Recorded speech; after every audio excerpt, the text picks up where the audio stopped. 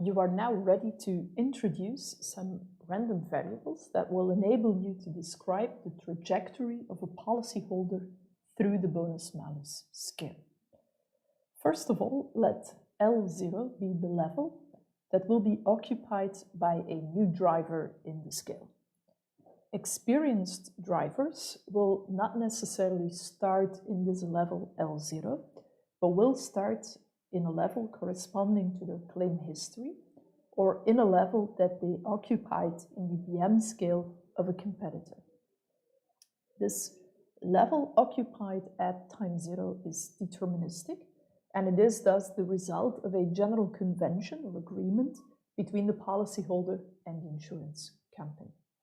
Now you introduce random variables to describe the trajectory of the policyholder through the scale from the second year on.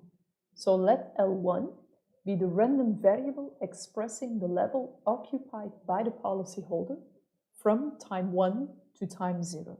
That is, during the second policy period, the second year of the insurance contract. More general, LK is the level occupied during the K plus first year. That is, during time interval between K and K plus 1. Obviously, this random variable LK should take a value in the set from 0 to S, which are the possible levels in the BM scale that we study. Now, next to these random variables LK that express the level in the scale occupied by a policyholder during time interval between K and K plus 1, you will also need the number of claims at fault reported by the policyholder. Let NK be the number of claims reported between time K minus 1 and K by our policyholder under consideration. So N1 is the number of claims reported during the first year, and 2 is the number of claims reported during the second year, and so on. Be careful with this slightly different way of indexing. So on the previous sheet, LK would refer to the level occupied during year K plus 1, but here NK refers to the number of claims at fault reported during year K. We can then re-evaluate the position of the driver using this random variable NK and using the sequence of the LK random variables, together with the starting level, L0, of the policyholder. Indeed, assume that our policyholder reports 0 claims during year K, so NK equals 0. In that case, the policyholder will go down one level in the scale. So LK, the level he occupies in year K plus 1, that's the present level. So the level that he will occupy in year K plus 1, denoted here with LK, which you see at the left-hand side of the equation, that will then be equal to the level that he currently occupies, so that's LK minus 1 because he did not report any claims at fault. So he goes down one level in the scale. But what happens if the policyholder reports NK claims at fault, where the NK is equal to 1 or larger than 1? And in that case, the policyholder will move up NK multiplied with the penalty, here denoted with pen. So that's the total number of levels. He will move up in the scale. So again, this pen is for penalty. It is the penalty induced by each claim at fault reported. So the next level occupied, denoted with LK, left-hand side of the equation, is the current level occupied, that's LK minus 1, we're at the right-hand side of the equation, plus pen times NK. Now, of course, the policyholder cannot occupy a level that is higher than the level S, the top level in the scale.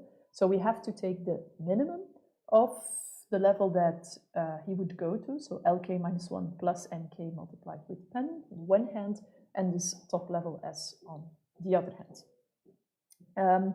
It is also possible to express this LK in one line as a function of LK minus 1, the random variable NK, and the indicator variable IK, where this indicator variable takes the value 1 if you report at least one claim at fault and 0 otherwise. So you can use these three building blocks to express the level Lk, which he will occupy in year k plus 1 in a single expression. And this expression is printed over here on the sheet. Okay. Now the future trajectory in the scale is independent of the levels occupied in the past, provided that you have knowledge of the of the level that you currently occupy, so of the present level.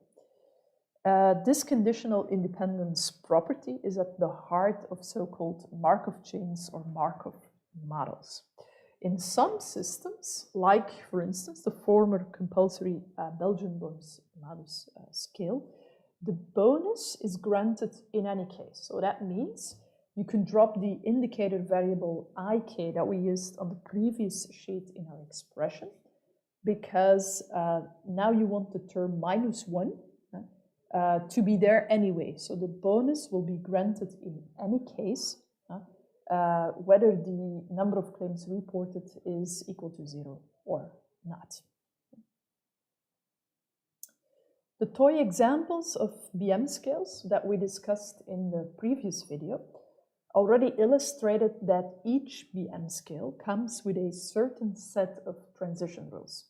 Indeed, not all possible moves through the scale are possible, and the rules will outline what is possible and what is not possible. And to capture those transition rules, let Tij, and then between brackets k, be an indicator variable. And this indicator variable will describe the possible transition of a policyholder from level I to level j in the scale if this policyholder reports k claims at fault. And we can write down such an indicator variable for all possible combinations of levels. And we can put them together in a matrix, here denoted with T and then between brackets K. And of course, if you look at a certain row I in this matrix, then the entries in the row describe the possible transitions from row I in case the policyholder reports K claims at fault. And naturally, the policyholder will either stay at level I or he will move to one of the other levels in the scale.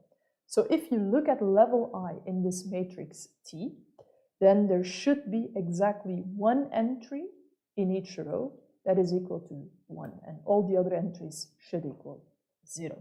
So this matrix Tk is a 0-1 matrix describing the possible transitions in case the policyholder reports K claims at fault. You will now return to the examples of bonus-malus scales that we discussed earlier on. And first of all, we consider the -1 top scale, where the policyholder moves down one level if claim-free and goes to the top level if one or more claims at fault are reported. And the T0, so that's capturing the transition rules in case the policyholder is claim-free. And the first row in this matrix explains the possible moves from level 0 on. So you see here that when 0 claims are reported, the policyholder will stay in level 0, of course. So we are at the first row in the matrix, first entry. So there we see if you report 0 claims and you are already in level 0, you will stay, of course, in level 0. If you look at the second row in this matrix, then you're looking at a policyholder who is currently occupying level 1 in the scale. If you then report 0 claims, then you will go down one level and you will move to level 0 in the scale. Hence, the first entry, the second row of the matrix, is equal to 1, and so on and so forth. Yeah? The matrix T1 at the bottom of the sheet captures the transition rules in case the policyholder reports 1 claim at fault. So whichever level the policyholder occupies, if he reports 1 claim, he moves to level 5, the highest level in the scale. That's the rule of the game with this -1 top scale. Our next example works with the -1 + 2 scale. So again, you see here the matrix T0. which captures the transition rules in case the policyholder is claim-free. So again, look at the first row in the matrix. If you are in level 0 and you're claim-free, you stay in level 0. Look at the second row in the matrix. If you are in level 1 and you are claim-free, you will go down one level and you will move to level 0, and so on and so forth.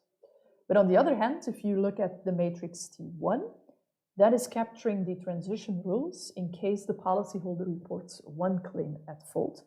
So if you now have a policyholder who is at level 0 in the scale, if he reports one claim, he has to move 2 levels in the scale, so he's moving from 0 to 2. If you have a policyholder in the first level of the scale, so then you look at the second row in the matrix. If you're in the first level and if you report one claim at fault, you have to move up 2 levels, so you end up in level 3 of the scale, and so on and so forth. Same explanation applies to the matrix T0, so that's what's going to happen if you report 2 claims at fault. These are the transition rules in that case. And then the matrix at the bottom, that's the matrix TK, where K is larger than or equal to 3. So you see, if you report 3 claims or more, you will always end up in the top level of the scale. So this concludes our first examples of transition rules in BM scales.